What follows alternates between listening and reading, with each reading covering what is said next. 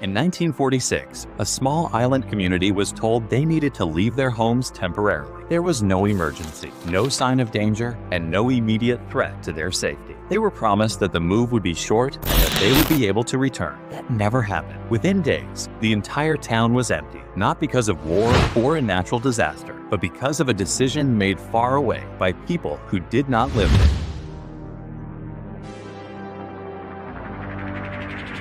This is the real story of Bikini Atoll, a town that disappeared almost overnight. Bikini Atoll is a group of small islands in the Pacific Ocean, part of the Marshall Islands. Before 1946, around 160 people lived there, maintaining a quiet and stable community. Life on the atoll was centered around fishing, farming, and family. There were no conflicts, no signs of collapse, and nothing that suggested the population was about to vanish. From the outside, it was just another remote island community, living largely undisturbed. That changed shortly after the end of World War II. The United States, having just demonstrated the power of nuclear weapons in Japan, was preparing for a new phase of military testing. These weapons needed to be tested in real-world conditions, and the military began searching for a location that was isolated, controllable, and far from major population centers. Bikini Atoll fit those requirements. It was remote, sparsely populated, and strategically easy to secure. In February of 1946, U.S. military officials arrived on the island and met with the local leader, King Judah. The conversation that followed would determine the future of the entire community. The people of Bikini were asked to leave their homes temporarily so nuclear tests could be conducted on the islands. The request was framed as a sacrifice for the greater good, with the explanation that the tests would help prevent future wars. They were told the relocation would not be permanent and that they would be allowed to return once testing was complete, with limited information and no real power to refuse. The community agreed. Within a matter of days, the population of Bikini Atoll was relocated to other islands. Homes were left behind, personal belongings were abandoned, and even ancestral graves were left untouched. There was no destruction at that point, but the town was effectively erased. From that moment on, Bikini Atoll no longer had a civilian population. This is why Bikini Atoll is often described as a town that disappeared overnight. The buildings remained, the land was still there, but the people were gone. There was no slow decline or visible catastrophe,